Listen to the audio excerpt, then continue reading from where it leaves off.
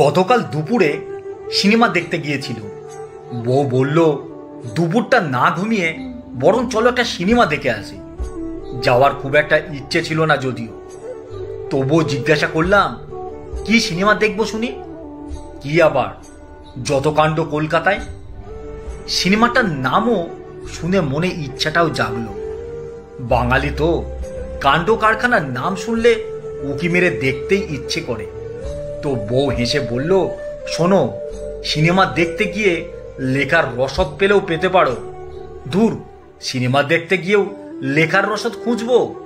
Cinema দেখাটাই তো মাটি হবে, তার চেয়ে বরং মন দিয়ে সিনেমাটাই দেখব। যাই হোক, সিনেমা দেখতে গিয়ে দেখি আমার বাম দিকে বসে আছে এক কপত আর কপতি। আমার পাশে মেয়েটি, মেয়েটির পাশে ছেলেটি। সিনেমা তখন শুরু হয়নি। দেখি মেয়েটির মোবাইলে রিং বাজছে। কল রিসিভ করে মেয়েটি মৃদু স্বরে বলল, বাপি পরে করো, স্যার পড়াচ্ছে। শোনো না, পড়া শেষ হয়ে গেলে আমি কল করব, বলেই ফোনটা কেটে দিল। তারপর পাশে বসে থাকা ছেলেটিকে বলে উঠল, আমি জানি না, বাপি মনে হয় খবর পেয়ে গেছে। আমি সিনেমা দেখব না, বাড়ি যাব। ছেলেটি কিছু বলার আগেই মেয়েটির মোবাইলে আবার রিং বাজতে শুরু করলো। মেয়েটি উঠে দাঁড়িয়ে পড়েছে ততক্ষণে। ছেলেটি হাত ধরে জোর করে বসিয়ে দিল আবার। মেয়েটি কল রিসিভ করে বলল, বাপি কেন এতবার ফোন করছো?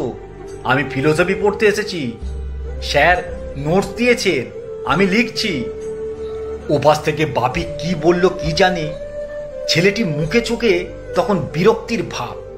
বলল, আজ যদি তোর কথা না শুনতাম তাহলে এই দিন দেখতেই হতো না।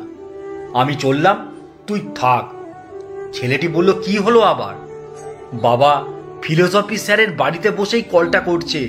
তোর স্যার ফিলোসফি স্যারটা মহা হারামি, একটু ম্যানেজ করে দিতে পারলো না? মাস গেলে তো 500 টাকা গুনে নিচ্ছে। ফিলোসফি স্যার না কচু, মালটার রসকস নেই।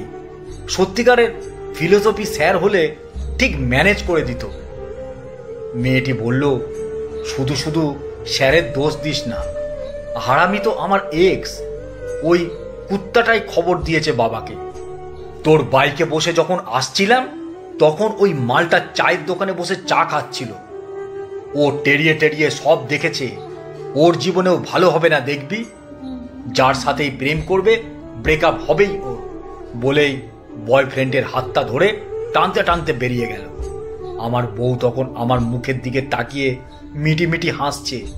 বললাম, টাকাটা জলে গেল, শালা যত কাণ্ড সব কি সিনেমা হলে?